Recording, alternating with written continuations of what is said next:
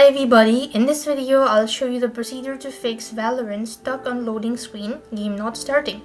If you're having issue with Valorant, a couple of these steps in order to fix it. So, first of all, you could always make sure to check your internet connection. It could be due to the poor connectivity. So at the bottom of the Wi-Fi icon, you want to right click on the mouse, go to network and internet. Here, you could actually go ahead and disable Wi-Fi for a couple of seconds. At the same time, you want to restart your router or modem and then try reconnecting it. That will be able to help you out.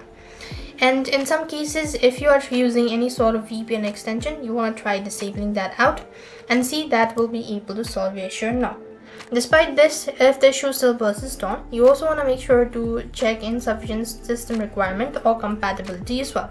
Some of the games aren't compatible in some devices, so you want to check that out or understand the compatibility issue as well.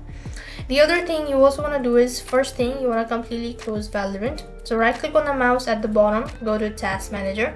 Next, you want to locate Valorant. If you see so, right click on the mouse, click on End Task.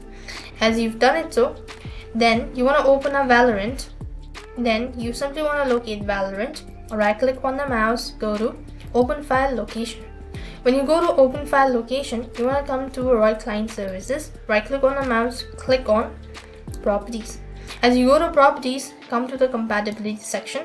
Make sure that Run this program in compatibility mode is selected, as well as run this program as an administrator. Click on Apply, click the OK button. Now then, restart your PC, try launching Valorant. That will be able to fix your issue. If the issue still persists on, you also want to make sure to update graphics. So come to the search bar right at the bottom and then type in Device Manager. When you locate, click on Open. You'll then need to go ahead and make sure to update graphic drivers. So here you want to go ahead and locate Display Adapter. Right click on the mouse or double click on it, and then you want to right click and go to Update Drivers.